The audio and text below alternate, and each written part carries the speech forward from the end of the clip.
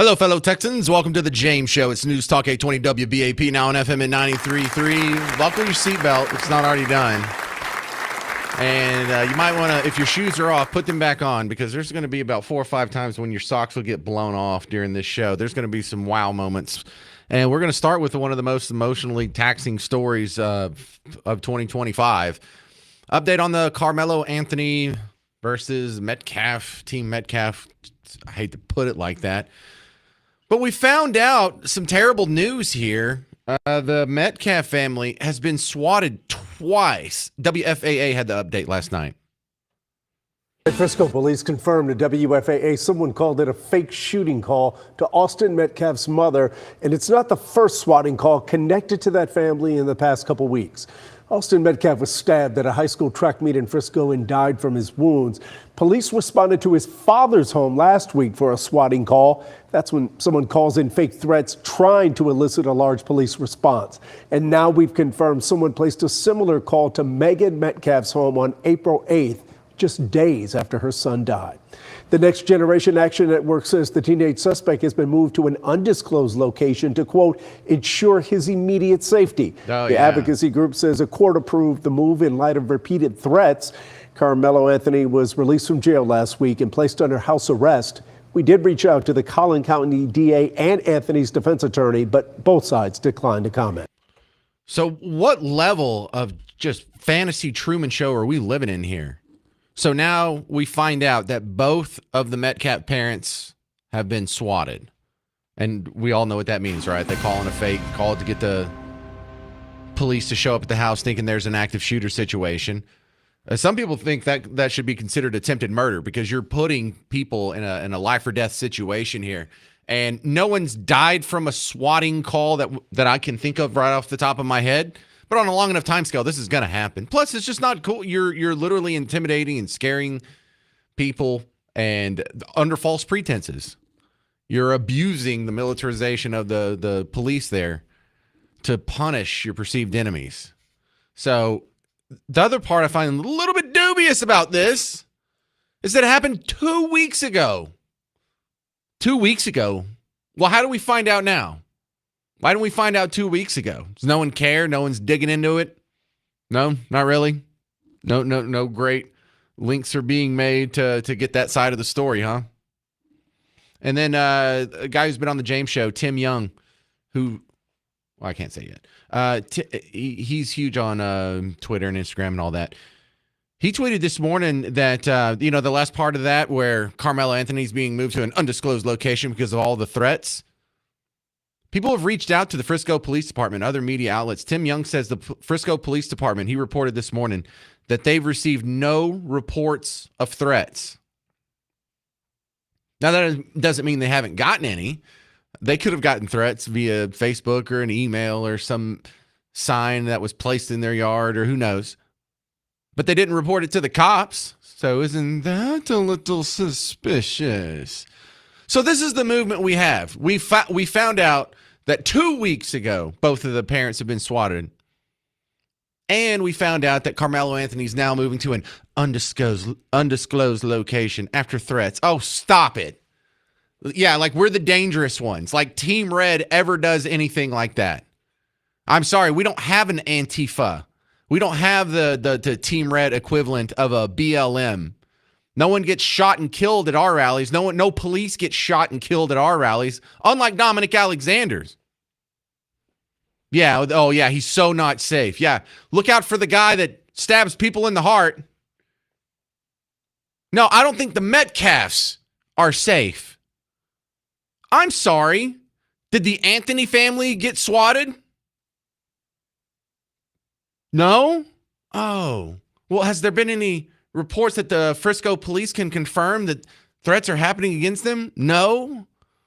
It almost sounds like they're making this up. But if you, I'm trying to find a little more specifics on this, reading through. This is, let's see, Next Generation Action Network told WFAA that their security concerns are for people who are loitering around the house outside the Anthony home taking photos. There's been false food deliveries to the home and air quotes, disturbing mailings. Disturbing mailings? Really? Someone wrote you a letter, put it in an envelope, put a stamp on it, dropped it off in the post office, sent it in? No, that can't be it. Tell me you at least got like an email or like Facebook thread or something, but that doesn't.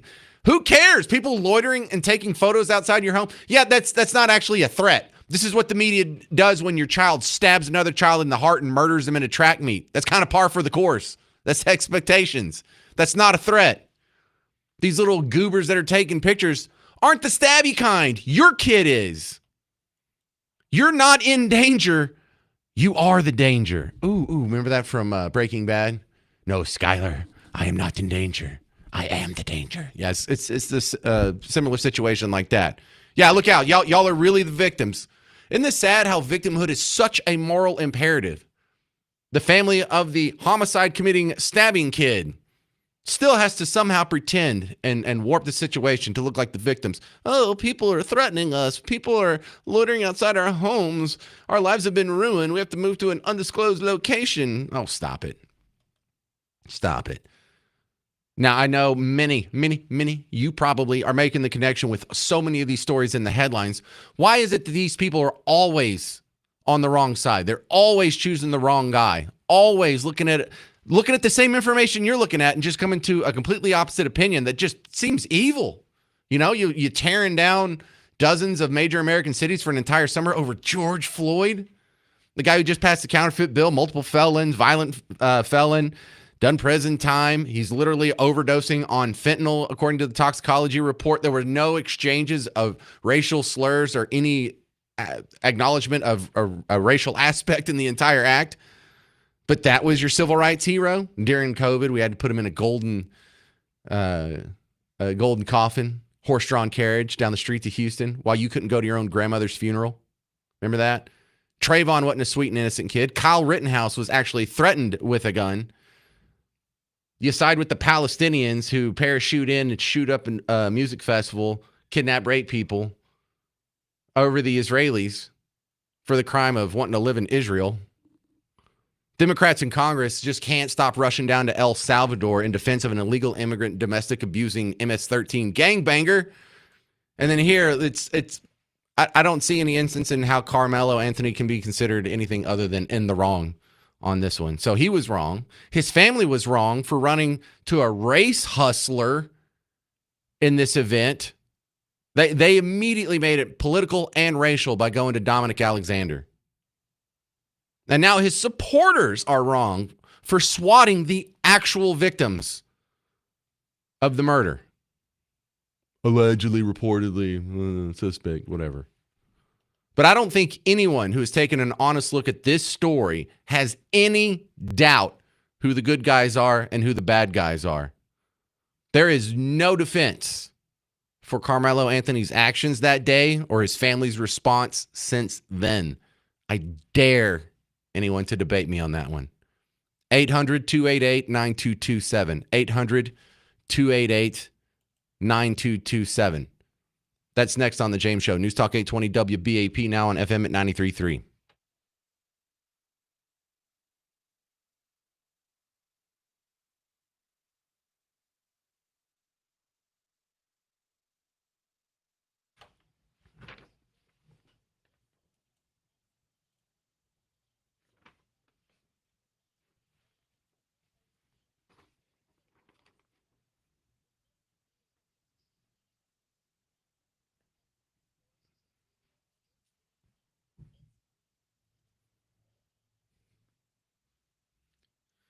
Hey, homeowners, are you worried about your roof after the tornadoes last weekend? We just had them again over the weekend. There were a couple in Parker County. I didn't have anything to do with that. I know that's my county, but I didn't make the tornadoes. And then there were a couple spots here and there. And, you don't have to be hit by a tornado to have a compromised roof. If you go out there and you see any changes, you see any shingles missing, you need to go get some help and get a free inspection from blueribbondfw.com. The inspection doesn't cost anything. So if your house is okay, they'll come out there, they'll take a look at it, take some pictures and show you everything they found and let you know you're good to go.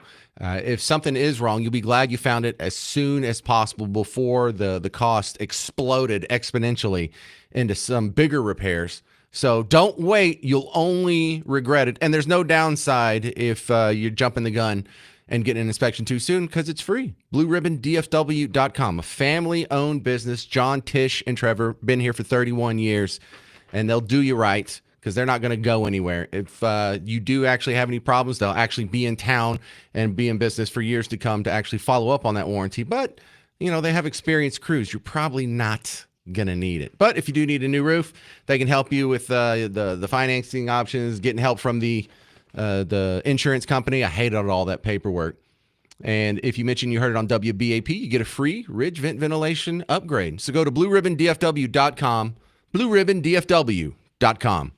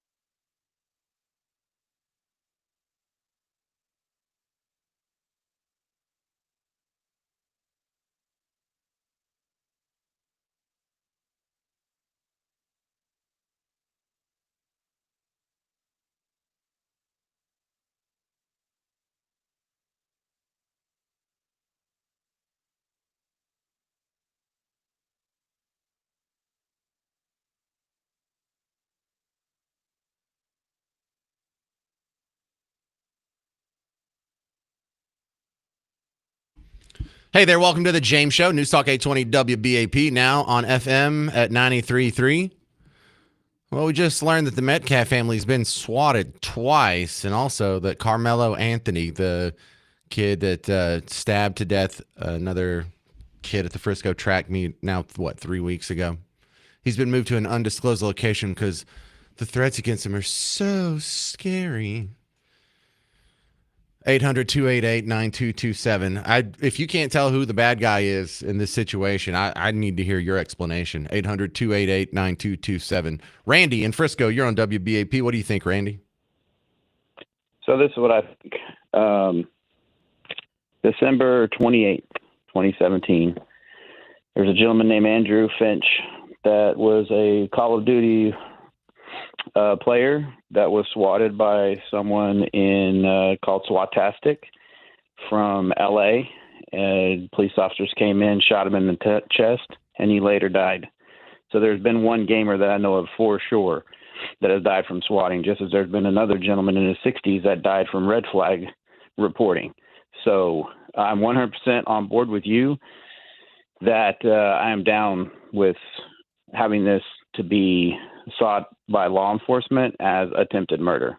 That if somebody comes to my house unannounced in a SWAT situation, called in by someone saying that they're under duress of physical imminent death or violence, and they come to my house and kick in the door, not knowing what's going on in a castle doctrine state, that literally 100% should fall under attempted murder. I love that. I totally agree with it. The problem is, like, I know that Ken Paxton was swatted last year, and I followed up with him. They can't even catch the guy who did that. All you got to do is get a burner phone or go VPN into some website that makes ghost calls like that.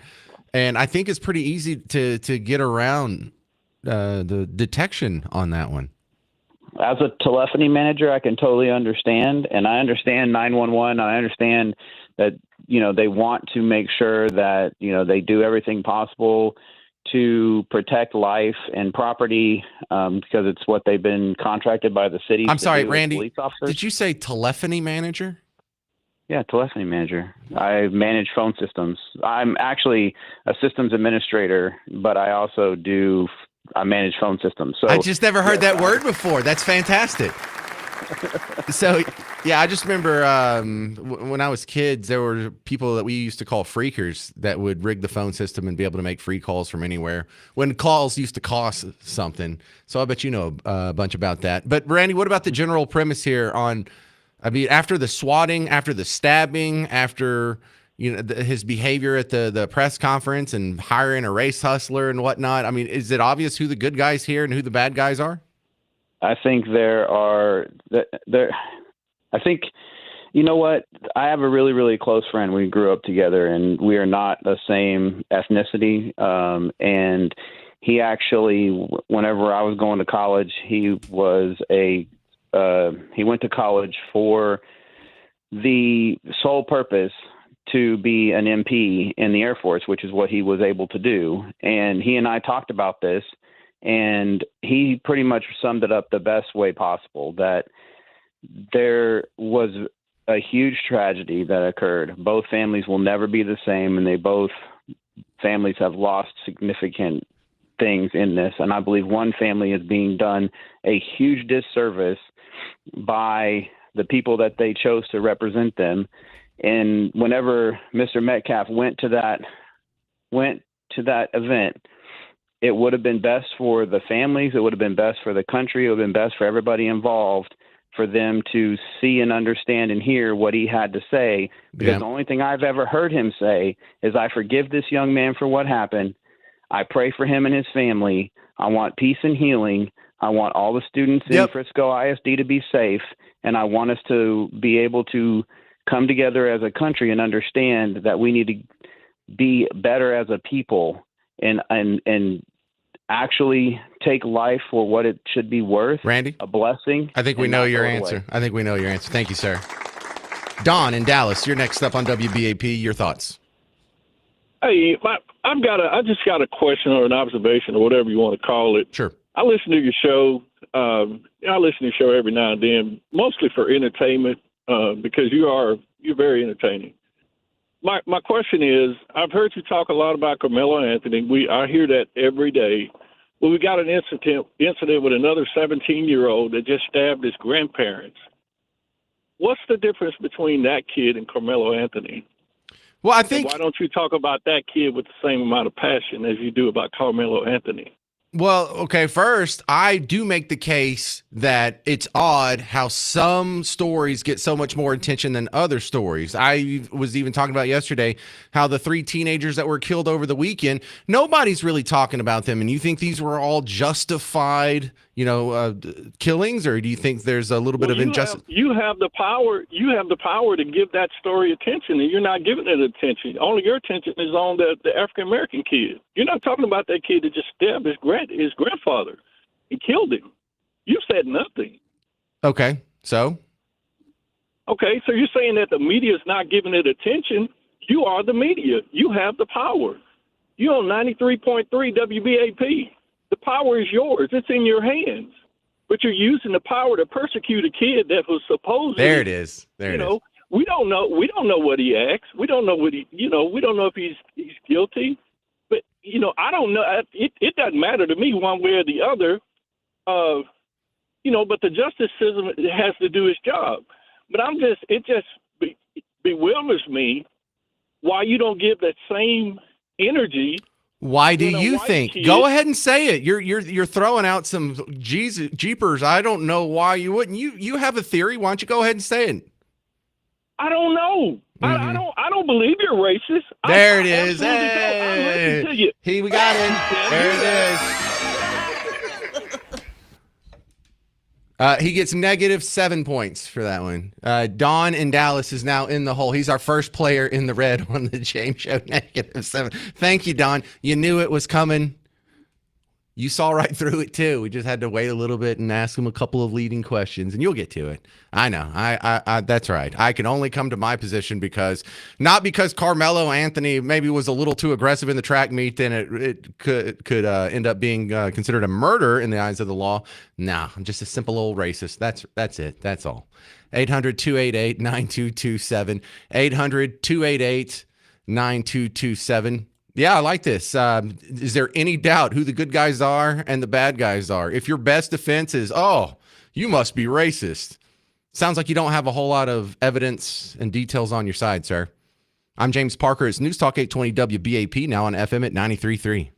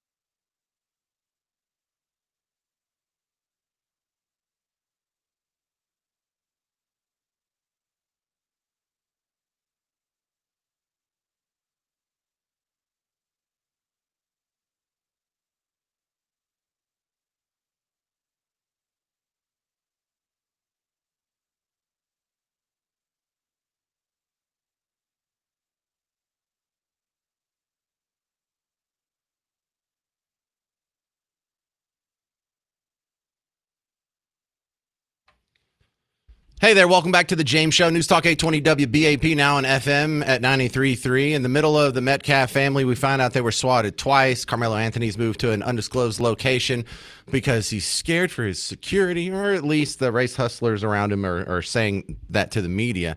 But no, my last caller, when we went to break there, Kimberly James over in the newsroom said, I was hoping you would answer him on why some stories get more coverage than others. And you know what? Let's circle back to that, because I knew he was trying to aim for the racial angle, and if I just prodded him a couple times with my hot shot, city people, that's a cattle prod, then eventually I would get the big R word, and I would get to use the secret word, because I get a point every time I get to play that. But let's circle back to that, because you're not really asking me, James Parker, why don't I talk about other murders like the Denton stabbing as much as this one? You're pretty much asking, why isn't anyone talking about other murders as much as this one? Why are some murders more compelling than others? Because that doesn't just apply to me. That applies to every media outlet whatsoever. So it's silly to hold me to a different standard. But let's go through some of this. If you haven't ever thought about it before, I think most people have. But if you want my take on it, the number one thing is, can the audience see themselves in the story? That's how people get attached to it. That's how, unless you're a sociopath or a psychopath, you feel that human connection even when you just read words off of your screen about some of these other stories. So when you have a story about someone who's spraying bullets in someone else's driveway at 4 a.m. after a block party, you can't see yourself in that story. You're not rolled up in the drug game, neither any of your kids or your neighbors. This doesn't happen where you live. This is something that happens to other people and not really a concern of yours. If it's something to the effect of like intra-family violence, like, this crazy grandson, I don't know if he was strung out on drugs or whatever the motive was behind that. He might just have been a crazy person. I don't know. Stabbing you don't really have to worry about that. I don't have to worry about my wife killing me. I don't have to worry about my kids killing me. That's not a thing. So I can't see myself in that story either. Also, it's pretty easy to avoid that. If I don't have to worry about the bullets being sprayed in a drive-by on the wrong side of town. I don't have to worry about the mental patient stabbing me in my sleep. These are all pretty easily avoidable murders here. I don't have to worry about that. However, I do send my kid to a school who does do sporting events at tracks and at stadiums. How do you avoid that? Can you see yourself in that story? Either as a young kid, seeing yourself as one of the Metcalf brothers, or seeing yourself as an adult, the parents of these kids that go to these events. Yeah, you can actually have a little bit of a human connection to that story. You also want to notice a couple other flares that get shot up in the air. When you introduce race, now it's not just a story where, these two kids had an unfortunate escalation in their fight there, and someone got a little out of control. No, now it becomes an attack on not just you, but all of society as well. It's that old racism again. And so what? I'm just supposed to sit around while people call me and just people who look like me racist and slander North Texas society as somehow compromised, or Texas or America in general, or Western civilization?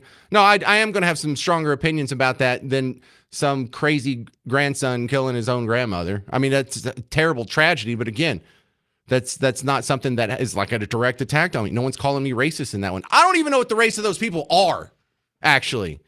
What are they? White? Are they black? Are they Hispanic? Are they mixed? I don't even know. So no one's brought that up, and we are a little sensitive about that, myself included. I'll admit that. But also, it's not just those stories either. There are stories where Roger Fortson, the guy that was in the Florida Panhandle, was at Fort Walton, when there was a police response, some white cop had him open the door and saw that he was holding a gun and just shot him dead. And he was killed on the spot. So there's the racial angle. And so we're all a little sensitive about that. That also kind of fits in as a nice apartment complex. You can kind of have your human connection to that one. That's something that might affect me. But you know what it doesn't have? It doesn't have any gray area. There wasn't anything to discuss. White, black, and different. Everyone says, well, that's a terrible shot. Now, that makes that not fit the narrative. For the rest of the media outlet, they also have to toe the line on their narrative as well. And they don't want to highlight that story. It might bring us together. It might show that we don't always take the same tribal sides in all situations. but this one does. So it's a little more useful. And I think the gray area, the fact that you see so many people on both sides of the issue, well, there's actually something to discuss there. So why do we talk about this more than that other story? Well, there's actually something to discuss. And, you know, it also gives you the chance to just imply that I'm a racist. So that's why you like it. Joe in Southlake, you're on WBAP. What do you think? James, you know, this swatting calls is very possible, and it's more likely. We know how the Democrats operate. We see how they do in the demonstrations. Who's to say that this race baiter from Dallas, someone on his side, didn't say wink, wink, you know, it'd be terrible if somebody squatted them. Well, they don't have to do that. There's enough terrible people that would do that already. Remember, once you can be convinced of an absurdity, it's not too hard to get you to commit an atrocity. Once you believe you're fighting Nazis, swatting isn't that bad. Would that really be that bad, morally, ethically speaking, if you sent the SWAT team to, say, Hitler's house? Because that's what they think they're doing. Well, what it's also doing, James, is, James, is that you're distracting. You're pulling the police force away, and someone could actually be using this to commit crimes. Terrorists could give them an idea on what to do, how to attack a certain area or a certain police station, or whatever, you name it. You are creating a problem for the community. And, you know, as far as pinging, they can ping these phones and narrow it down. But the reason I said, look at Jesse Smollett, who made that story up. Look at the lady, was it Washington or Ohio, that claimed somebody hung a noose on her desk.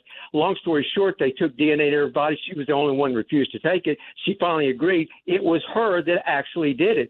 So to say that it's not Carmela Anthony's side, maybe not that family, but this organization that came on board. When did they come on board? Was it after the supposedly threatening calls or racial calls, or was those racial calls perhaps from some race baiter organization or race baiter individual that thought, hey, you know, we're going to try to, and this has national implications. But Joe, you don't have to tell, there doesn't have to be a connection back to Dominic Alexander or the Anthony family. Remember, just from being told that this guy's literally Hitler and destroying democracy, you have dozens of people who are setting Teslas on fire. That wasn't coordinated. That's not funded by George Soros. There's just bad people who think they're fighting Hitler, and so they're doing crazy things that normal people wouldn't because they believe this fantasy. And it's really destructive in the real world. And until that ends, we're not going to have a lack of chaos to talk about on the James Show or WBAP. We have some great callers lined up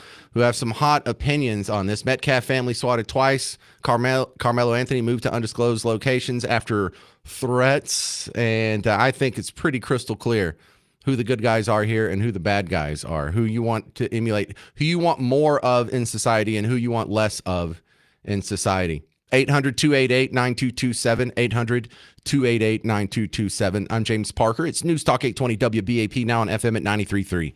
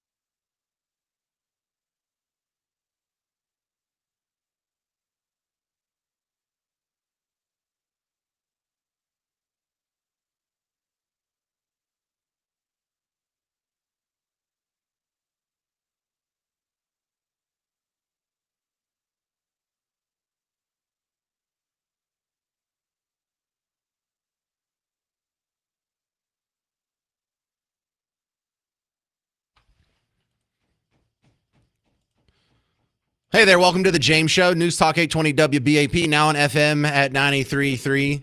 We just learned the Metcalf family had been swatted another time. Besides the first one that went to the dad, there was another swat on the mom's house. But that was like 2 weeks ago, and we're just now finding out. We're also finding out that Carmelo Anthony's been moved to a new location because they're worried about his safety. Oh, stop it. He's not the one under threat. But they said Next Generation Action Network was telling the media that they've had people loitering around the house taking photos outside the Anthony home. Yeah, they're called media. False food deliveries to the home. What, did someone order him a pizza? And disturbing mailings. Who was that? Someone sent me, I think it was a Twitter message saying the disturbing mailing. Was that in Twitter? No, that was a messenger. Yeah, Kristen sent it. Kristen said, I saw a photo of what they were sent. It was a memorial card from Austin's funeral. Pretty scary stuff there. They deserve to see his face every day for what happened and reminded of the life that is gone forever. That's from Kristen over on Facebook. So your thoughts, 800-288-9227. Mine, could you try and be the bad guy any harder? I mean, look what's going on with the dad. The dad forgave the son the day of his kid's death. That's more than I could do. That's what that's what the Bible tells us to do. That's what Jesus tells us to do. I'd have a hard time doing it. He did it on the first day. And I bet you he was going to that press conference to extend an olive branch. And he got kicked out and then called disrespectful. And then here we have a race hustler that's being the spokesman for this. Not a lawyer. Not some guy who's the best trial attorney in Texas. A race hustler, a political activist. Great. On the upside, I think any dispassionate third-party observer knows who the good guys here are and who the bad guys here are. It's clearly the Metcalfs. Jorge, Wichita Falls, you're on WBAP. What do you think? I'm calling because that last caller that called, man, you know, he said he liked your show, he listens to you, and then he's trying to give his point, and I think you baited him on that race card, man, you know? Yep. But that's the thing is we need to stop the divide. That's what they want from us. They want us to fight. They want us, you know, we had such great support for Trump, and now it's just all falling apart because of race, and it's ridiculous. It's happening in the Hispanic communities. It's happening in the black communities, and we need to just try to figure out how to come together, man. I understand this Carmelo Anthony. I think he's a bad person, but I wish there was something we could do to stop the hatred, you know? Well, I think we had a good chance yesterday, and we took advantage of it when there was a Protect White Americans rally in Frisco over the weekend. Only 4 people showed up, which I thought was a good sign to our neighbors of whatever color, that this whole threat of all white supremacists are everywhere is such a silly notion. I think we proved that on Saturday. And then a couple blocks away, there was supposed to be the opposite protest, and like 0 people showed up to that one. So the people who really have strong opinions about whether or not some other group in our society is racist, that is such a dwindling small minority. It gets a whole lot of attention because it's, you know, an interesting story worth talking about, and we do kind of have a lot of painful racial history in this country. But, you know, I think every one of these gray area stories that's not really a gray area story, people are quietly acknowledging that the racial aspect is something that doesn't need to be in here, and whoever's injecting it is probably in the wrong. And you don't get to hear it, but black people reach out to me, hey, James, I listen and I'm black and I agree with you on this one. It's like, well, you don't need to tell me. You need to tell your community. But it happens everywhere I go. Like when I worked in New Orleans, there was people that pop up from the sales staff. They're like, hey, man, just want to let you know I secretly listen to you all the time. It's like, why is it a secret? Why does it have to be a secret? No, look, keep watching the numbers. Donald Trump made great advancements in voters of color. I think he won Hispanic men for the first time for the Republicans, and black support had doubled from where it was previously when they were voting under Obama. So I don't know. I think we're making progress every day. And, racism wasn't going to go out quietly. There's too many people who make a living and a fortune, and they get all kinds of fame and attention and money from racism, keeping it on life support. It's dwindling. It's dying. I think we saw that with the rallies this weekend. 800-288-9227, 800-288-9227. Speaking of always siding with the wrong team, Congress people can't stop going to El Salvador to go lobby to get a domestic abusing, illegal immigrant, domestic violent gangbanger back into the United States illegally. That's coming up next on The James Show. News Talk 820 WBAP, now on FM at 93.3.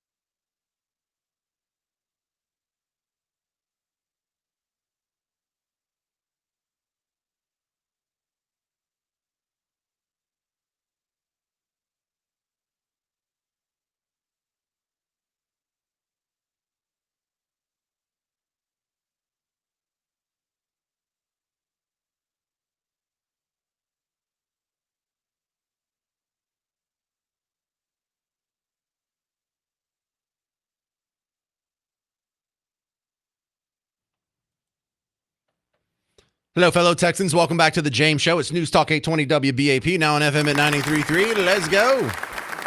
We were talking about how it's kind of hard to see how people still come down on the side of Carmelo Anthony and the stabbing death of Austin Metcalf. And, for most people who are taking a dispassionate, non-political view at this, their only question is, how long is this kid's sentence going to be? Because whatever label you want to put on it, first-degree murder, second-degree murder, capital murder, whatever, he's in the wrong, and you're reinforced by the way the families are acting after the fact. There's been 2 swatting calls, so now it's not just the way the families are acting. Now it's down to the supporters too. They just keep choosing the wrong side over and over and over. My next story is going to be about how many congressmen does it take to go to El Salvador to get the release and return of an MS-13 gangbanger, domestic violence, human trafficker, allegedly, reportedly, whatever. They just can't stop going down there and siding with that guy. Have they ever done this for any other person that's been in prison? Have they ever done this for an American? Have they done this for anyone who's been on the wrong end of illegal immigrant crime? So a lot of people are asking some of the same questions here. Details coming up on the new Salvador enthusiast, I guess. 800-288-9227. First, here's Rob in Fort Worth. You're on WBAP. What do you think? Hi, James. Good to talk to you. I listen to your show for entertainment too, but I'm not going to call you a racist. I would like to ask that guy who called you a racist, if the races had been reversed and the white kid killed the black kid, everybody knows he'd already be on death row. And I think that's why this story is so popular and everybody's glued to it, is because he was right. The justice system needs to do its job, but it hasn't been. It hasn't been doing its job, and everybody knows it. So everybody's just waiting to see how light of a sentence this kid's going to get because he's black. Well, I mean, do you have a counterexample, or are you just throwing out a theory there? Do we have any stories like that where a white kid stabbed a black kid with minimal provocation? I'm not saying a white kid or stabbed a black kid, but I'm saying take all the police officers that had their lives and their careers are over because they did their job, and it just happens the suspect was black. And well, now, look, here's what I'm asking for, because when people bring up George Floyd, I can easily say, like, the racial element is suspect because we do have a counterexample. We do have a guy who was having an episode, and so a cop restrained him, put a knee in his back, and he ended up dying, and it was around the same time. And it was in Dallas, actually. Have you heard this story? Do you know the name Tony Timpa? It was a white guy who died the same way. There's body cam footage of it. He was saying, "I can't breathe." So whenever you have parallel stories like that, I think these are the checkmate pieces of evidence that you need to show to hold up and see how this racial element is a problem here. And with the Trayvon Martin, there was who's the other guy? Dylan Taylor. He got no. That was the counter to Michael Brown. He was shot by a cop. And right. he was unarmed. Now, the cop thought he was going for something because he was pulling up his pants because his pants were sagging. He was walking away from the cop. And the thought process, he had his earbuds in so he couldn't hear the cop say, "Put your hands up." So the cop's on. So there was an unarmed young white guy, and I think it was in Utah, that got shot under dubious circumstances for the cop. And I think the cop got off on it. He might have got like a negligent manslaughter or whatnot. But stores didn't burn for that, and there was no media coverage for that. So I wasn't just necessarily asking hypothetically, is there a counter example to that? I thought maybe you had already looked it up and knew it.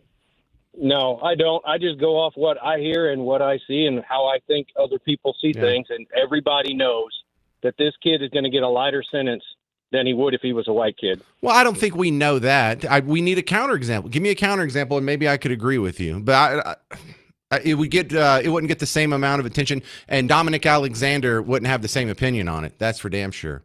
All right, let's check in on some of our Congress people who, I guess, going to El Salvador is now just a cool thing. You had Senator Chris Van Hollen do it last week, and now we have five people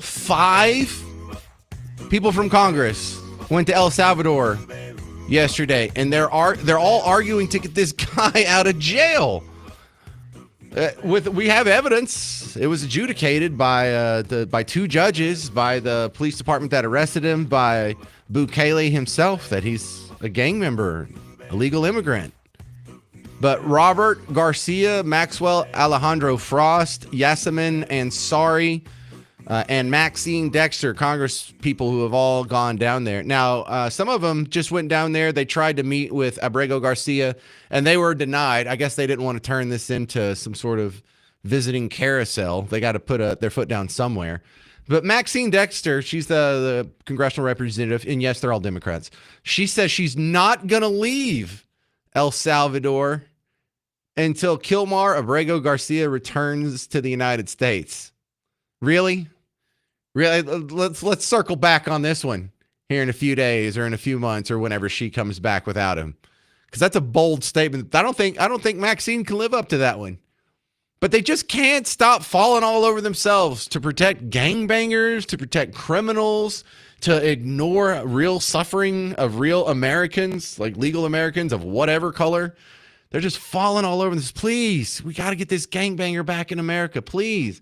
This guy that beat his wife at least a couple times. Please, can we? The guy who's accused of human trafficking. The guy that when he was arrested in a group of four, two of them are already adjudicated MS-13 gang members who are in custody right now. No, we've got to go get this guy back. What are they thinking? Do they think this is going to play well? Do they think this is going to win voters over? This is only going to be worse for these people. As long as they keep this up, they are just going to continue to erode support. And if they would just keep their mouth shut and let the media do its job of reporting all the bad stuff and ignoring all the good stuff, they could just naturally flow into making some big gains in the midterm elections. But it seems like they're determined to fight that and make the midterms just as tough as absolutely possible. Why is it all these guys are going to El Salvador to support this guy? That is absolutely insane. 800-288-9227, 800-288-9227. You'll hear from their words next on The James Show. It's News Talk 820 WBAP, now on FM at 93.3.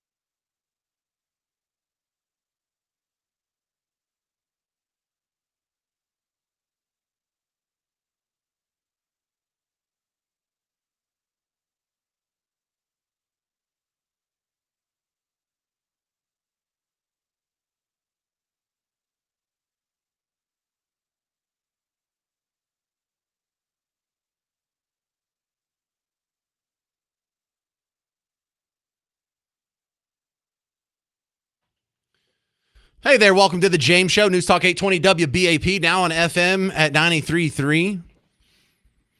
So apparently this Abrego Garcia, he must be a super important fella here for the future of America, because we have spent a lot of time talking about it, but that's because we had a senator go there last week to go visit him in El Salvador. And then this week, yesterday, we had, four or five more congressmen go visit. Here in this one list, I see Robert Garcia, Maxwell Alejandro Frost, Yasemin Ansari, and Maxine Dexter. But I saw another report that said 5, so I guess they must just be throwing in Van Hollen in with this group, even though he didn't go with them this week. He was last week.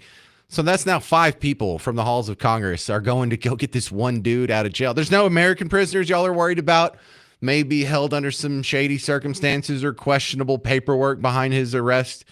You've got to go get this guy. Doesn't bother you that, his criminal history doesn't bother you much, his gang affiliation, or the fact that he's an illegal immigrant to begin with. Oh my God, this is so great. This is so great because this is not going to work out well for them politically. First, let's wrap up what we learned this weekend about Chris Van Hollen's trip last week. He's the senator out of Maryland, for the Maryland father, there was some criticism because the pictures that you saw floating around your social media is he's sitting at a table with this guy, Abrego Garcia, and Abrego Garcia is not in those white boxers like they show the other Salvadoran prisons. He's not in an orange jumpsuit. He's not in prison clothes at all. He looks like a regular dude that's just walking through North Park Mall. He's got on some nice jeans, a plaid shirt, a Kansas City Chiefs hat. Seems to be like not starving. And they're sitting around what looks to be a nice little restaurant there that's adjacent to a tropical lush paradise in the background. And in front of them, you can see there's is that margaritas? Because there's like salt on the rim or whatnot. Did he just go down there and have margaritas with this dude, talking about how it's just totally terrible treatment, concentration camp level stuff here? And this is his excuse, his explanation on shared margaritas. This is a senator with Abrego Garcia in El Salvador. This is sort of the Bill Clinton rendition of, I didn't inhale. This is the Van Hollen remix. They had no intention of letting me meet with Abrego Garcia until they felt the pressure. They felt the pressure from people saying, why are you, complicit in this illegal scheme? Why are you denying his wife, his lawyer, anybody the opportunity to speak with him? So my mission was to be able to say that he is at least alive. You're right. It's the lengths that both the El Salvadorian president, Bukele, and Donald Trump will go to deceive people are boundless, right? In this case, they did order the waiters, the government people, to bring these 2 glasses that appear to be margaritas. I have no idea. We didn't touch them. And they tried to manipulate it to make it look like Mr. Abrego Garcia's margarita had been drunk. In other words, the liquid was lower. But they screwed up in their scheme, because if you look at the rims of the glasses, I don't know if it was salt or sugar, but there's no gap in them. So nobody touched the margaritas. They want to pretend that this is some sort of tropical paradise when he was in one of the most notorious prisons in the world. That's right. I didn't drink the margarita. It just sat in front of me, and I looked at it a little bit, but I definitely didn't have any of it to drink. When I was in England, I experimented with marijuana a time or 2, and I didn't like it, and didn't inhale, and never tried it again. If you smoked weed but didn't inhale, you're not qualified to be president. If you screw up smoking weed, come on. Is that even believable for 5 seconds? Bill Clinton or this other guy, they just brought us margaritas out of the goodness of their heart. No one asked for them or wanted anything. They just brought us and it's not an important detail, but it does kind of betray the fact that this guy is living in some hellish Dante's Inferno down there. He looked fine to me. We also learned that Chris Van Hollen didn't even ask if he was a member of MS-13. So here, I want you to meet a couple of these other people that went. I think these 2 are back now. This is Yas. She goes by Yas, and Sorry. She did a selfie video of her before she left. She did a selfie video when she got there, and then she did a selfie video explaining they're not going to let us meet with him, so I came down here for nothing. The government here in El Salvador turned down the request that came through the embassy. So the embassy made the request for us to be able to see Mr. Garcia, and that was rejected. Okay. There's word here in the States that he's been moved to better accommodations in a jail. What do you know about that? We were not able to get any answers. We're still pressing for answers, and that's part of what we are asking Secretary Marco Rubio. Where is he? That's what the family is asking. Again, with the health conditions that he has, they're worried that he's not getting the treatment that he needs. And that is why the situation is so urgent. No, you can't let any more people go visit him. If people besides Chris Van Hollen, like if these goobers got in yesterday, there would be 218 Democrats would be visiting them next week. They would all, because look, these people are all getting in the media. They're getting interviewed on MSNBC and CNN and ABC and NBC and CBS. This is great. You've never heard of Yasamina Ansari before, but now you have, because she went to go, fight for the rights of an illegal immigrant gangbanger to be returned here when he's not supposed to be here anyway. Another one that went, Representative Robert Garcia. He also didn't get to meet with the other Garcia. Hey, it's Congressman Garcia. I am here in El Salvador with a group of House Democrats advocating for the release of Kilmar Abrego Garcia and, of course, checking in on so many folks who have been sent here without due process. The Supreme Court has ordered unanimously that Kilmar Garcia should come back home to the United States. We also know that he was sent here wrongfully. The Trump administration admitted that. We have met now with the U.S. Embassy here, the ambassador. We're meeting with advocates on the ground who are organizing here in El Salvador. We've talked to Abrego Garcia's family, which is heartbreaking. And more importantly, we're here to raise awareness that Kilmar needs to come home.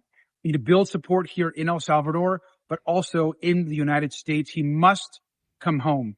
And I'll say this lastly. The president defying a Supreme Court order is a fire alarm moment in this country. We cannot stand for it, and we must ensure that he's held accountable. Yeah, that's what we need. More awareness of the Abrego Garcia situation. Yeah, you had to go all the way to El Salvador so someone would do a story on this guy. Stop it. This is your money. 800-288-9227. What an absolute waste of time and effort. What a slap in the face to all Americans who are facing issues that they're not getting any attention from their representatives on. Yeah, have y'all visited any Americans in prison for any reason whatsoever? Why are y'all fighting tooth and nail for this guy? All the evidence shows that he doesn't belong here, and he's probably a gangbanger, MS-13. That doesn't bother you? He's a domestic abuser, doesn't bother you? Human trafficking investigation doesn't bother you? No, we got to go get due process, y'all. Due process is the most important thing in these people's mind. Not when you were being stopped from going to church during COVID, or they closed all the schools, or didn't let you assemble in public, or let you go to your own grandma's funeral. No concern for due process there. But when an MS-13 gangbanger wants to illegally be returned to the United States, boy, we got to put our foot down somewhere, guys. 800-288-9227, 800-288-9227. Early voting starts today. Find out some of the terrible waste of your money on the ballot next on The James Show. It's News Talk 820 WBAP, now on FM at 93.3.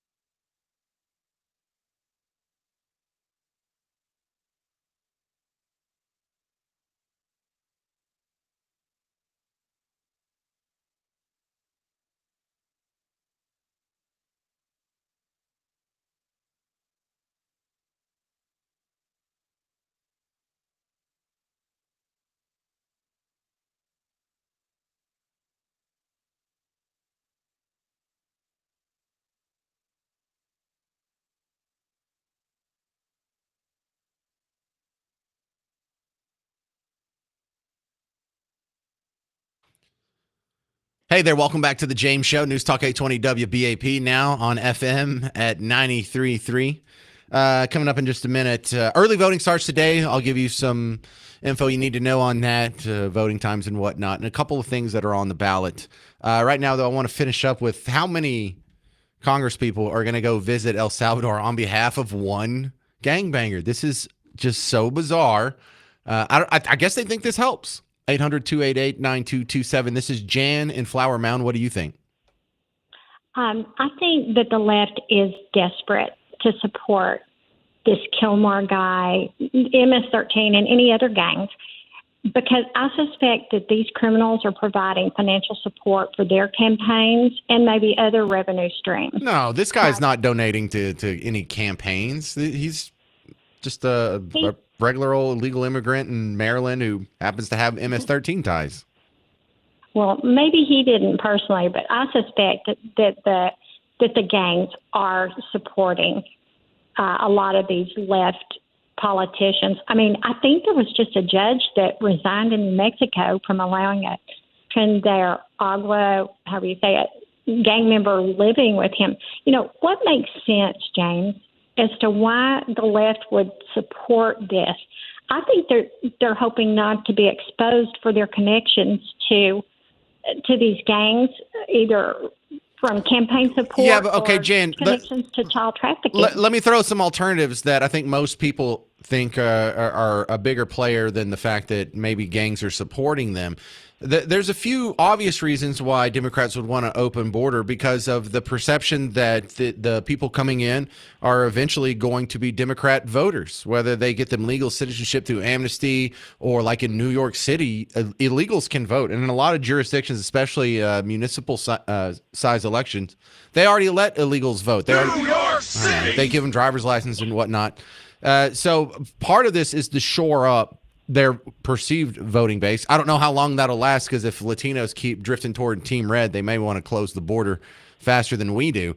But also, listen, if you hate America and you think it needs to be taken down a peg, and you think that it's only rich because it's been stealing from all these other third world countries, there's a sense of not justice, but social justice in letting some of the third worlders come over here and steal back from what was stolen from them in the first place. Remember, we're on stolen land. I don't think that, but this is their point of view. We're on stolen land. We didn't deserve this wealth. If you have a successful business, you didn't build that anyway.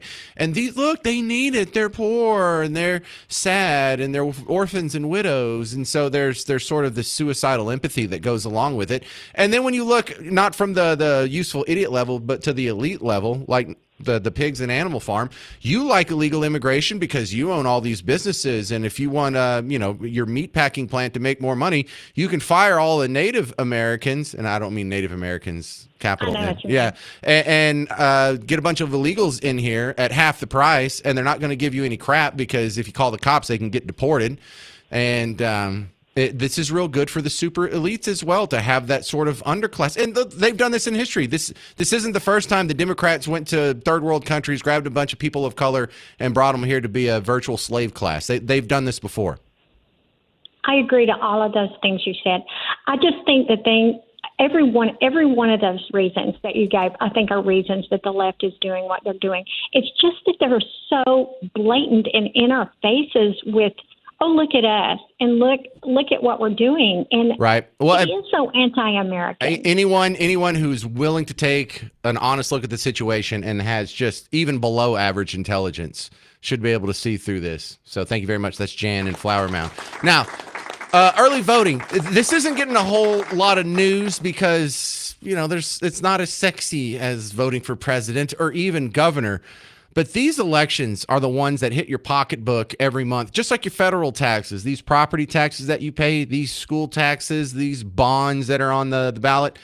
This is where it's controlled. And early voting starts today. If you're in Dallas County, from today, tomorrow, next day, and Friday, 8 a.m. to 5 p.m. Saturday will be 7 a.m. to 7 p.m.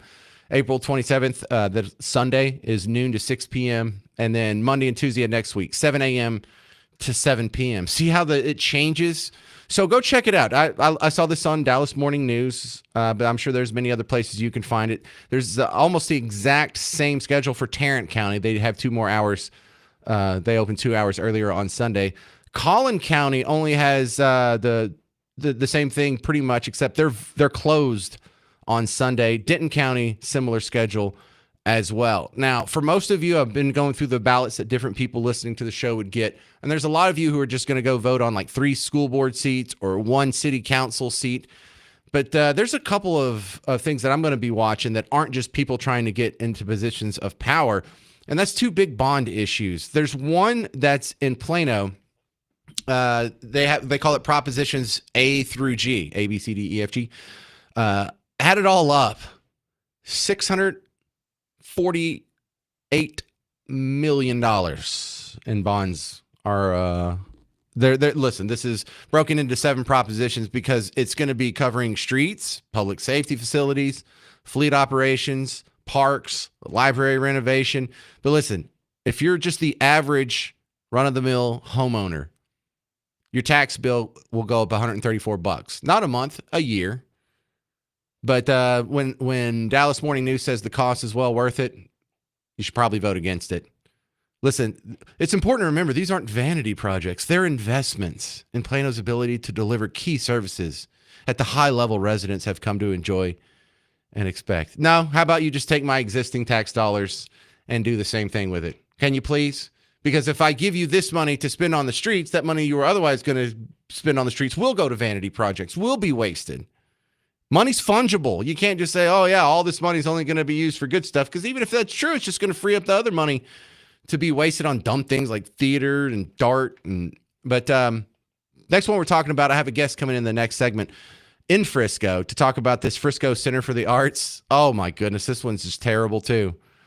They say it's going to cost like $192 million. But when you add up all the interest payments and whatnot, $340 million. This is on top of the 1.4 something billion that Frisco already has in outstanding bonds, debt that you guys have hanging over your head.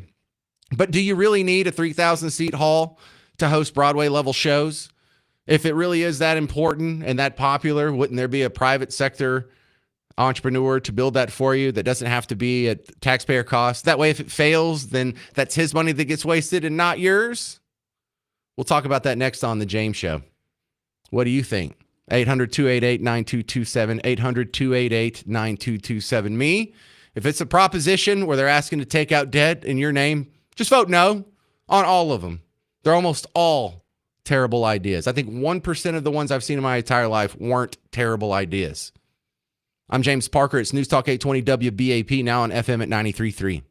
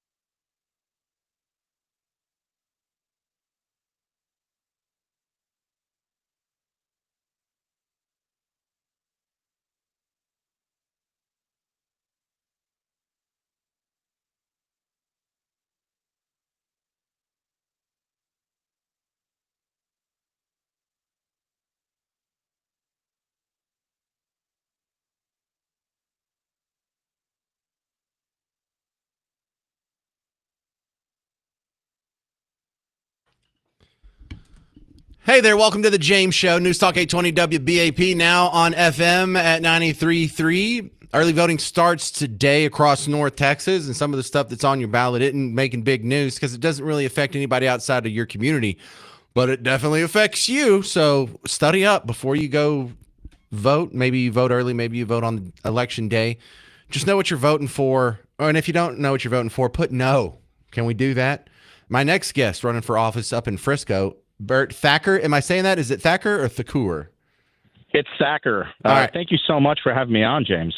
All right. So I was reading up a little bit on your background. You're a legal immigrant, round of applause, and Navy veteran who's now running for office in Frisco. Give us a little bit better background before we jump into this Frisco bond proposal.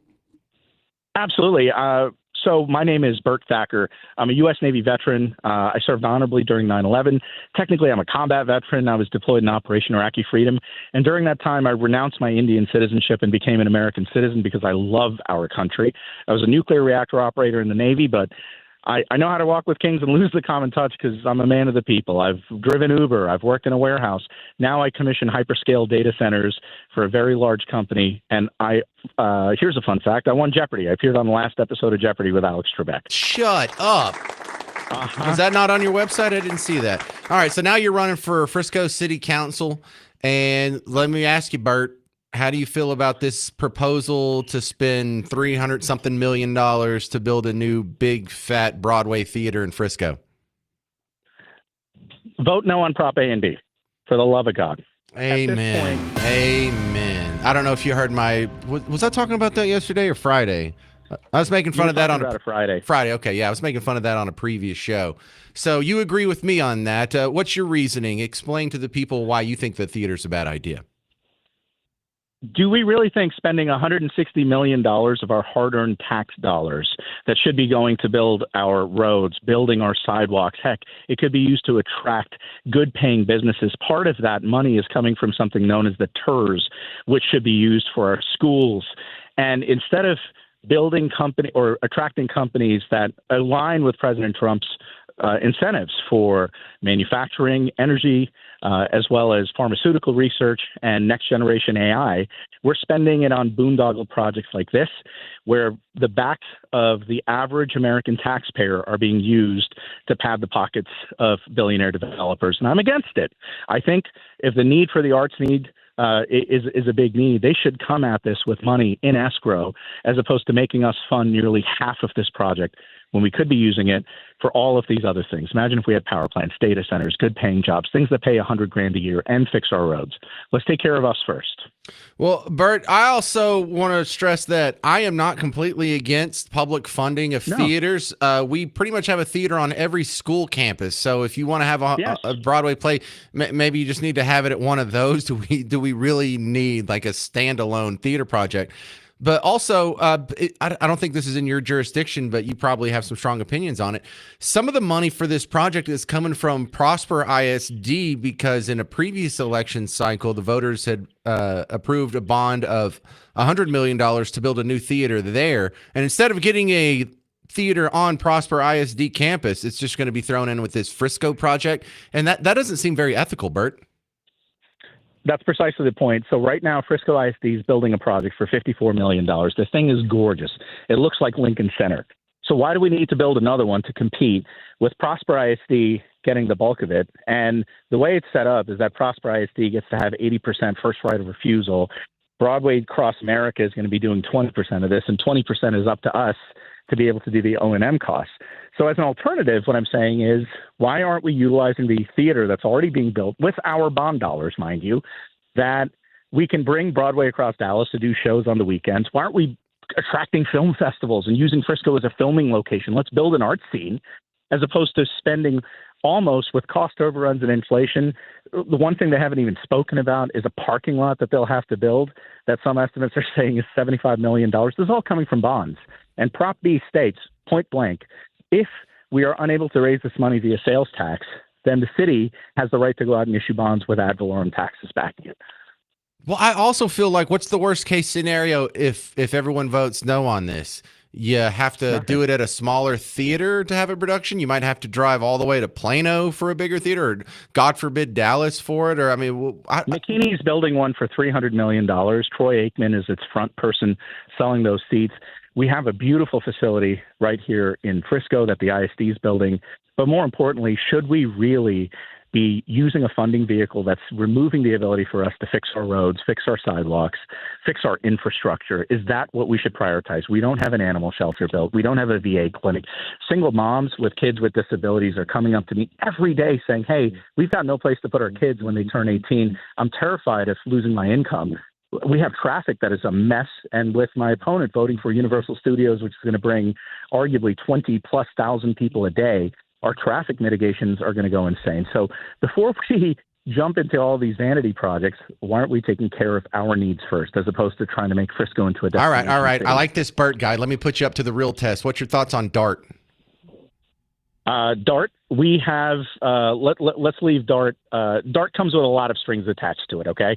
And if we get DART going all around our areas, it's not well regulated. That's my opinion. Well, I think you're soft tone around me because you don't understand. I hate DART with the hot heat of 1,000 suns. I think it needs to be ended. Rip up all the tracks and write an apology note to the taxpayers of North Texas. We are literally spending money in these boondoggle projects that are costing us billions of dollars without any proper movement, and that's what I'm talking about. Let's just cut the noise, man. We don't have a good public transportation system, and if DART is the only answer, what are we doing? All right, thank you very much. I'm just out of time here. BertForFrisco.com. Bert, the number 4, Frisco.com. All right, that's Bert Thacker. I hope he wins. Coming up next, do you know it's Earth Day? I'll tell you why that's a huge, embarrassing failure on The James Show. News Talk 820 WBAP, now on FM at 93.3.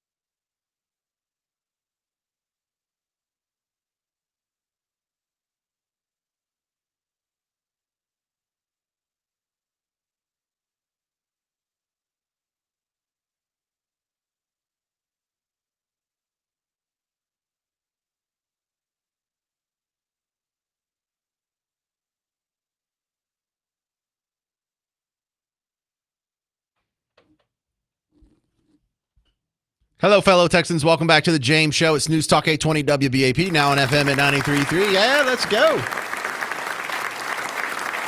All right, hang on. We'll make fun of Earth Day in just a second. I think I have a good call here in response to, because today's early voting. That's our top local story of the day. Are you going to go out, make your voice heard? These elections affect you every month that escrow is added to your mortgage payment. This is what controls that, so go out and do something about it. I was encouraging people to vote no on pretty much every bond proposal that I've seen, and I don't think I've seen them all, but it's been my experience that most of them, I almost always oppose them. So 800-288-9227. This is Karen in Plano. You're on WBAP. Your thoughts? Hi there. Hey. Okay. So yes, I'll get out and vote for one thing, but I heard you earlier, this is a totally different topic, sorry. I heard you earlier talking about the DART buses, and I don't know how many ride the big DART buses, but I was just going to chime in and say the small DART buses really help a lot for those of us who have kids with disabilities. The older ones, they might have a job. My son goes to My Possibilities in Plano, and he goes at times that I'm at work, so I just leave him the money. He gets on the DART bus. They take him there. They pick him up and bring him home. So that's a positive about the DART bus. I don't know about the big ones, but the small ones really help a lot. Okay. Well, look, I'm not saying no one ever gets any services out of DART whatsoever, but I think a good metaphor that I've used in past shows that seems to resonate with people is, let's say instead of your kid having special needs, your kid's hungry. And so what if we start a program to send him a pizza once a week? Wouldn't that be nice? Wouldn't you get something good out of it? Yeah. Okay, but what if each pizza costs $1,000? Is that still a good program? No, I wouldn't do that. Yeah, so you can still get services out of it, but if it comes from a terribly inefficient system, then it's not a net good overall. Well, it's a net good for parents like me who can't get my kid back and forth from a job or to where he needs to go. So that helps out a lot. It's like they've gone up a little. So it's like $7 a day, 3.5 there, 3.5 back. I'm at work. I can't do all this. And I know a lot of others that have, older kids. Mine's 29, but we've been doing this for 7 years. And I mean, I couldn't do it without it.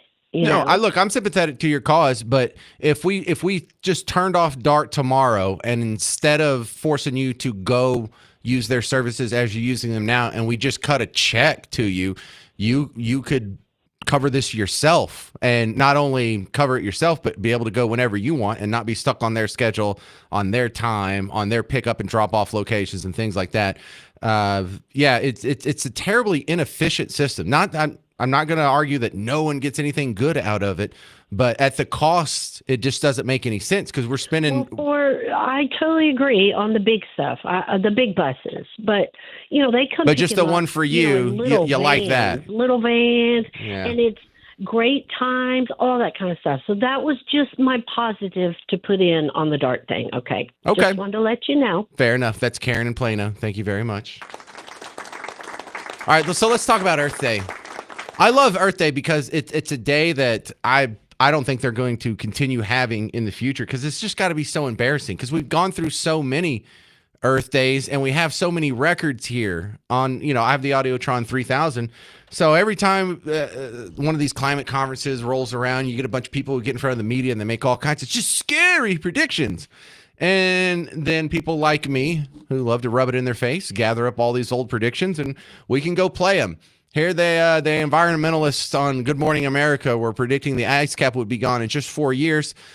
Problem is, this was back in 2007. Now, you may already think you know that the Earth is warming up, but NASA now says the Arctic Sea could be completely ice-free during the summer just 4 or 5 years from now. Only a year ago, scientists shocked their peers by predicting Arctic ice could be completely gone by 2040. Are these NASA scientists, are they still employed by NASA? Do they get to keep their job even though they lied to you and got it totally wrong? Do they? Because it's not just Chris Cuomo on Good Morning America that said it. This was something that Al Gore repeated, the no more Arctic ice thing, over and over and over. Starting in 1970, there was a precipitous drop-off in the amount and extent and thickness of the Arctic ice cap. It has diminished by 40% in 40 years.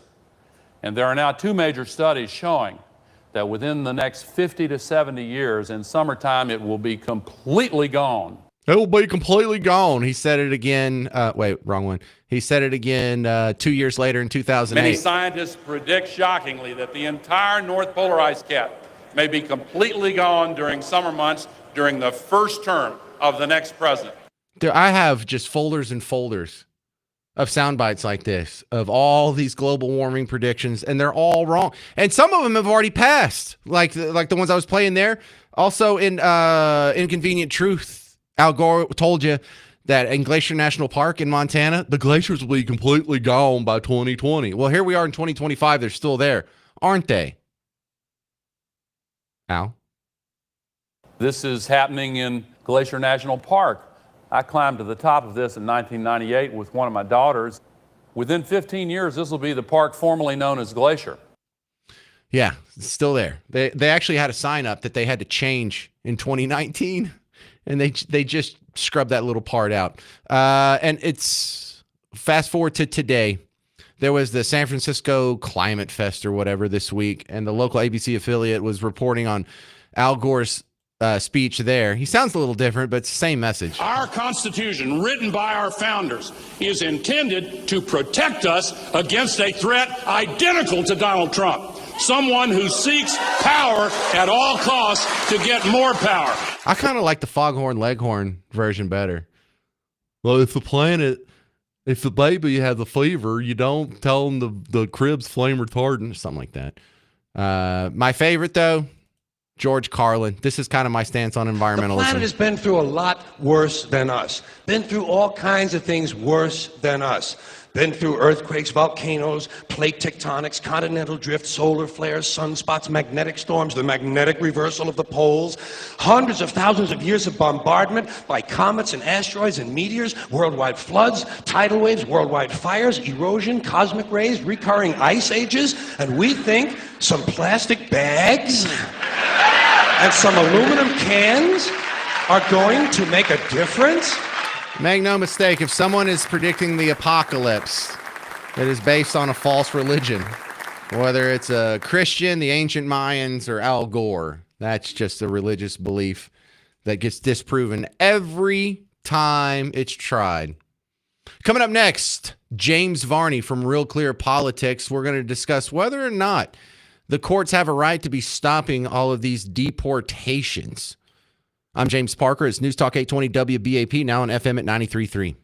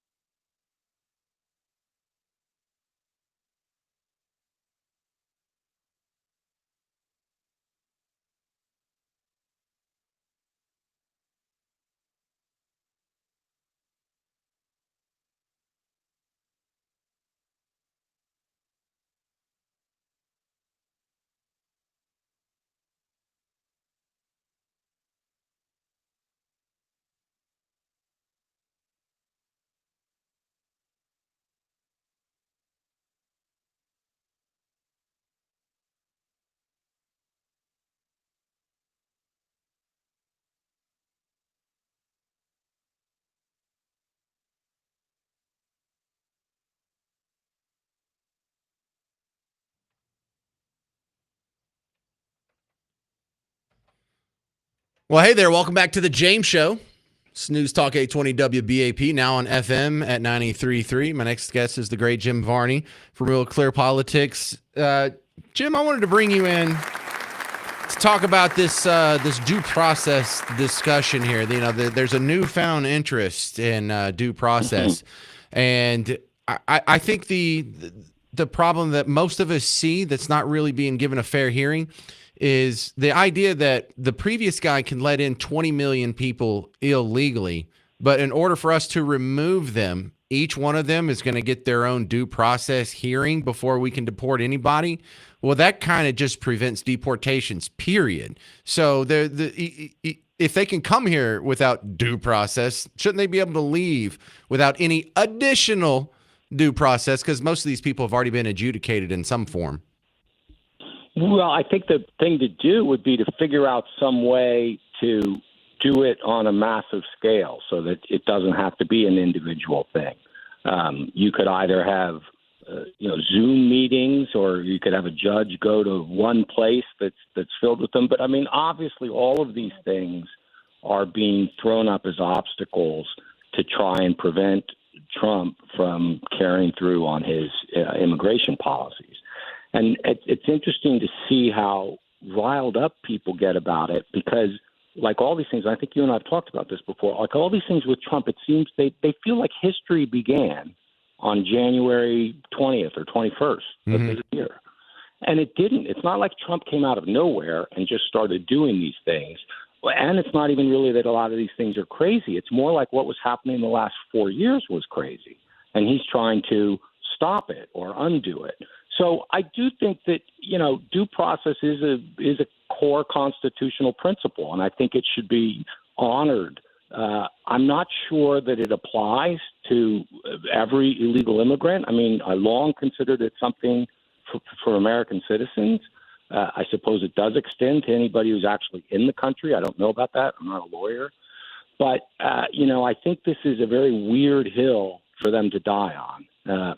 But, look, everything that Trump does is a crisis, right? So every day, and that's what it's going to be for the next 4 years. I guess 3.5 years, what we got left. Every day is going to be a crisis, is a constitutional crisis, threat to democracy, literally Hitler. But how many of these congressional representatives are going to go visit this fella down in El Salvador? I don't think that's a good look for them. I guess is there 4 down there now? And I think one from Oregon said she's not coming back. Yeah, Maxine says she's going to stay until Abrego Garcia comes back. So, okay. Right. Which strikes me as something that the Democratic Party wouldn't like, because I don't think they have voting from proxy. Remember that other one did the stunt with the baby from Colorado? Mm-hmm. So it's like the Democrats are losing a vote if she stays down there. I honestly don't get it. You'd think that they would be, if they were going to do a kind of photo op protest, you would do it at immigration court or something rather than down there. Or you would find somebody who had been mistakenly deported who should come back or had some status here. But what are but Jim, none. It polls so poorly. Even a majority of Democrats support the mass deportations. And so who do they think they're winning over with this? Well, the thing I think they're playing to, James, and if you look at it, is the left of the Democratic Party is controlling things, right? Like I was just hearing about how much trouble Schumer might be in. I still can't really wrap my mind around AOC winning statewide or national election, but this whole Bernie AOC, this private first-class oligarchy tour thing that they went on and all. Oligarchy tour, yeah. Conversation. Yeah, that's what's driving the conversation these days in the Democratic Party. And consequently, you've got the far left. They are in the driver's seat. They are controlling the narrative. They're encouraged by the people in my line of work, most of whom are left of center, well left of center. And moderate voices, or the type of people that you're talking about that might be in the polls showing those numbers, they don't have a voice. That's not who the party's listening to. Well, the idea that you can get some judge in some district court to swing a gavel against these deportations, and somehow that usurps the constitutional right of Donald Trump to control our borders as the chief of the executive branch. I mean, how do you stop this? How's this going to resolve itself? That's a remarkable development, isn't it? I mean, the idea that district court judges should routinely issue nationwide injunctions on things, or that they should be able to micromanage elements like foreign policy, which the Constitution clearly gives to the executive. I don't know that's the constitutional crisis, not what Trump is doing, but these district judges who are just untethered and raging wild with these, national injunctions and stop orders and everything. The Supreme Court, I don't know what to do there, right? I mean, I guess it's up to the Supreme Court to say, this has to end. You got to stop that. But you also could see more action, I think, from Congress. And I think you and I talked about this before. And here's something I think Republicans aren't really doing the job. I mean, legislatively, you could fix some of this by taking away judges' powers to rule or to issue these injunctions, okay? I mean, all of that stuff has been carved out by a very smart and active judiciary going back to Marbury versus Madison. So it's not just the Supreme Court, which I don't think conservatives can really count on. It's also the legislative branch that needs to take action, because it shouldn't be happening that one district judge in one state is making national policy. That doesn't make any sense. Well, real quick, my next topic that I'm going to ask all the people listening to answer on is, should Harvard be getting $2 billion in tax money per year? I had no idea it was that high, and that sounds ridiculous. They only have 20,000 students, Varney. Right. Well, there's two things going on there, James, right? One is the demands, or whatever you want to call it, that the Trump White House sent to them. And I think a lot of that is crazy. I do not think the government should be running the universities. I think Harvard should have a free hand to do all of these things. But then why give them all this federal money? If they're a private school and they want to do things their own way, which I support, there's no reason that billions of dollars should be given to them. And I think we talked about this before with tariffs, right? You assume that a lot of this is sort of the beginning of negotiations. But I don't know. Everybody seems to be digging their heels in, and nobody's meeting in the middle on any of it. So I don't know how that one gets resolved. All right. James Varney, Real Clear Politics. I appreciate your expertise, sir. Thank you very much. Thanks, Kevin. Check his stuff out, realclearpolitics.com, realclearinvestigations.com. But I'm asking you, does Harvard, should they be getting $2 billion a year from the taxpayers? And this is Harvard. They have a $50 billion endowment. I think, of course not. What do you think? 800-288-9227. 800-288-9227. I'm James Parker. It's News Talk 820 WBAP, now on FM at 93.3.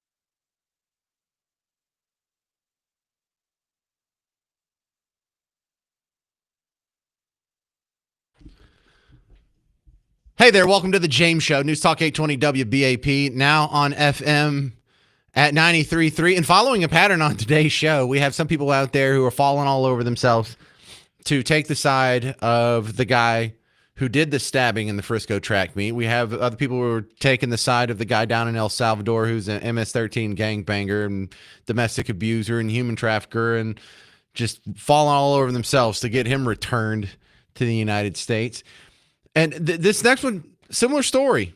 We have people falling all over themselves to make sure Harvard gets as much of your tax money as possible. And I just can't slap my forehead hard enough. We have, because the headline is Trump threatens to withhold $2 billion in federal funding from Harvard. And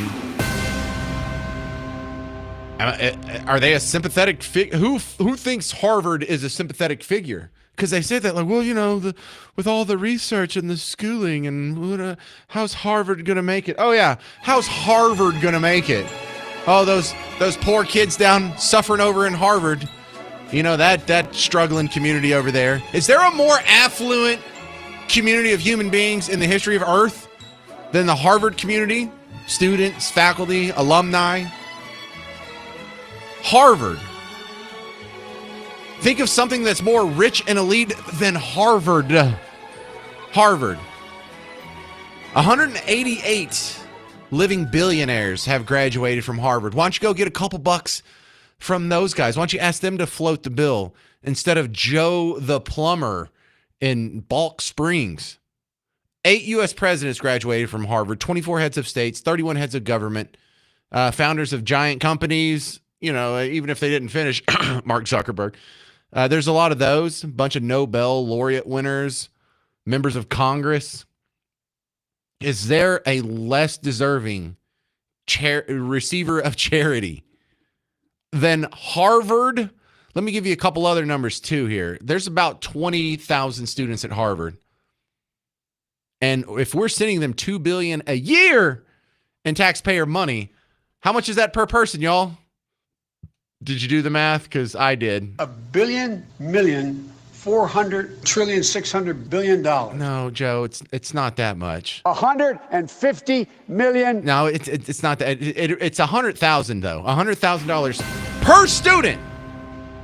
Why are they even charging them tuition? On top of that, Harvard has an endowment of $53 billion. Does everyone know what an endowment is? Endowment colleges do this, but also a lot of charities are run off of endowments as well. They pile up money. They can't spend the principal, but they can take some of the interest and use that for operating costs, or a lot of times it's earmarked for like financial aid or things of that nature. And so if you peel off about 5% from their endowment every year, which is the norm, there's another $2.4 billion to fund their operations. This is before one person has paid in tuition. This is before they've gotten one check from any other donors from their alumni. This is before they get the ticket sales from their football games or merch or any of that. They're already sitting on, just right now, from the endowment alone, $2.4 billion. Why are they getting 1 cent of taxpayer money? And on top of that, why isn't it just free? It should be free. You shouldn't be charging your students the six figures to go to Harvard. You're getting over $100,000 per student just from your endowment. What a scam. What an absolute scam. Oh, yeah, poor Harvard over there with your rowing team and using summer as a verb. Yeah, take some of my tax money and give it to those people, please. Yeah, those are the people that really need help. They're really victims here.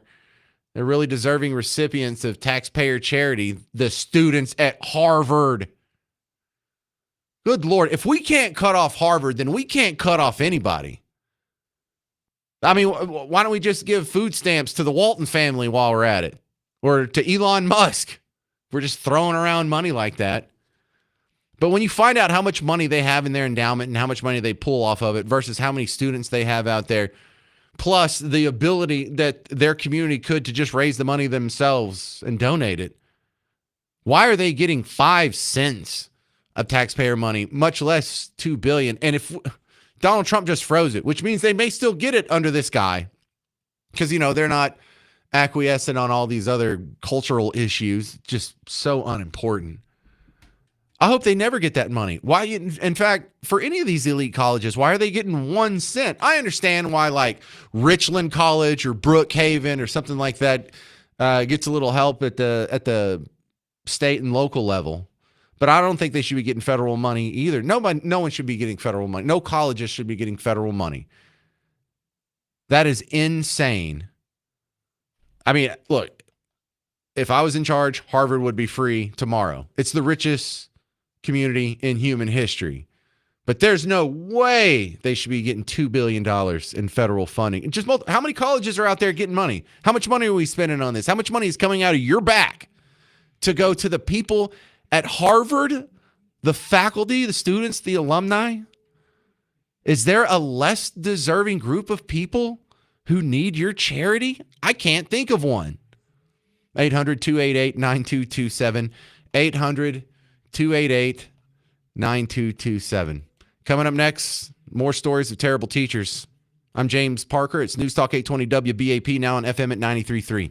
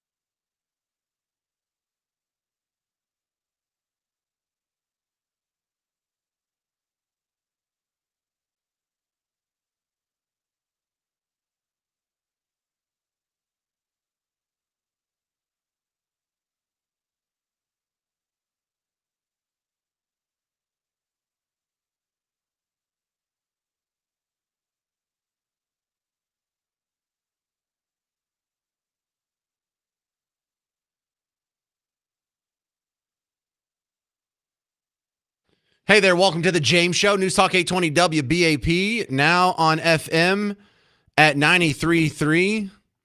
Oh my goodness, I think I'm just going to have to respond to a bunch of emails and Facebook messages here in the last segment. But before we get out of here, this weekend, finally, Blue Ribbon Roofing's 2025 WeatherCon is happening. And Brad Barton will be on the show later in the week to give some more details about what all is going to be happening. But look, I was there last year. It's a great time. I just want to stress, if you have younger children and you're looking for something for them to do on the weekend that has just a tinge of education in it, it's not going to be boring where we're sitting down to a college lecture. They have great demonstrations for the kiddos. There's going to be a bunch of booths set up. There's going to be a face painter, probably with a little bit of a line there, so you might want to get in on that one early. But the storm chasing trucks are cool, and some of the scientific presentations by the National Weather Service and Brad Barton and the guy from Fox 4. Maybe your older kids will find that interesting as well. There's going to be the green screen so your kiddo can get a video of them pretending to do the weather, which was a big hit last year. So come on out. It's at the Frontiers of Flight Museum this Saturday, April 26th. Your phone knows where it's at. It's over by Love Field. It starts at 9:30, ends at 1:30. A couple of emails I want to respond to here. Dwayne, not a big fan of congressional spending. He says, I'm bothered because the people have no voice. Sure, you vote for your local representatives, and then they sit and do nothing when the Dems fly to El Salvador on our dime, and Chuck Schumer goes on TV and says things like they will force Republicans to vote with the Dems by force if necessary, and our representatives that we voted for do nothing. What's the answer, James? Well, there's two answers to that. Number one, if you don't like the Republicans that are going up there, if they're not representing your principles or fighting for them hard enough, you get rid of them. And I mean, in the primary process. And if you can't beat them in the primary process, or someone else goes through the primary process that doesn't match your values, your other option is to start voting for a different party. Well, I'm not going to vote for the Dems. Well, I don't blame you. I don't want to vote for the party of everything from slavery to the Trail of Tears to Jim Crow to segregation to, the what's his name? George Wallace. What was the other one? Bull Connor. I don't want to vote for that party. Find another third party, Libertarian Party, Constitutional Party, or whatever. But when they see that you're voting to the right of them, and enough people do that, they'll naturally have to move in that direction to win those voters back. Don't sit out. Sitting out doesn't help. So yeah, there's not a whole lot you can do, actually. You can donate some money, you can volunteer some time, you can knock on some doors, you can hand out flyers. Now all that's minuscule on the individual level, but if thousands and tens of thousands of people feel the same way as you do, that can make a big difference. But yeah, the answer is there's not a cool answer. We don't go out in the streets and we don't set cars on fire and we don't protest and rally. Do the smart thing. Primary these suckers out. Get involved at your local level, and that's about all you can do. I know it doesn't sound like much, but I'm just telling you the truth. There's not a whole lot you can do. John wrote in on the due process situation. I was talking about that with Jim Varney earlier from RealClearPolitics.com, making the point that it's kind of a lopsided situation we're looking at if the previous administration can allow 20 million people to come here illegally without any due process, but we have to give 20 million people a full hearing with legal representation and a public defender and a trial and all the time, effort, resources. That's not going to happen. We can't have 20 million of those. So that just seems like a great excuse to halt the policy you otherwise can't stop. So yeah, John says, why are non-Americans, and then in parentheses, illegals, getting due process or expected to receive the same rights as an American? They came illegally and at that point committed a crime and they need to be deported. Well, there's, a good constitutional argument to have. Did the founding fathers intend for people to have their full complement of rights if they were here in America? And if they're here legally, yeah, of course. If they're here illegally, it kind of gets muddy because, if your rights are endowed by your creator, then it doesn't matter what imaginary line you cross, that counts as an international border. You should still have freedom of speech and the freedom to arm yourself however you see fit, defend yourself however you see fit. But then we do run into the problem of, well, what does that mean, due process? Do we have to have a hearing? Or for like the people who've been arrested already and it's established you're here illegally, we got it, that's your due process. How about all those hearings that Abrego Garcia the court cases that he had in 2019 and in what was the other one, 2021. What about those? The restraining orders, the protective orders against his baby mama, and when he got arrested with the group of 4 guys, 2 of them MS-13, and he also got stained with that. I think he's had due process before. Does that count as due process? See, this is the discussion we need to have. But this idea that 20 million people get a full day in court and we got to, let them sit here and mill about for another year or 2 while this happens. No, that's not the way to go about it at all. All right, that's going to about do it for my time today. Thank you very much for hanging out. Do me a favor, tell someone about the show today. If you see my stuff online, floating around on X or Facebook or YouTube or whatever, give it a like, give it a share, give me a subscribe. Every little share helps so much. Help me grow this show. I like to keep this job. I'm James Parker. This has been The James Show, News Talk 820 WBAP, now on FM at 93.3.